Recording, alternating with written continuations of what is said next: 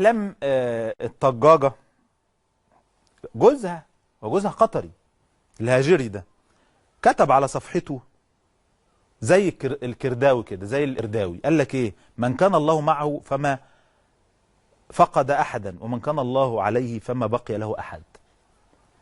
المصادر اللي عندي بتقول انه طلب منه انه يترحل من الامارات خلال 48 ساعة هو واحلام. يعني احد المصادر القريبة قال انه السلطات الاماراتية طلبت ان هو يمشي خلال 48 ساعة، لانه في قانون طلع في او بيان من النائب العام الاماراتي انه كل من يدعم قطر بالقول او بالصورة او بتصريح سيحاكم. فهم طلب منهم مغادرة الامارات خلال 48 ساعة. وانا بقول للهجيري يعني ايه، ما تتحمقش قوي. هو طبعا كان واخد دعم برضه من تميم، بس هي بصراحة احلام في موقف لا تحسد عليه.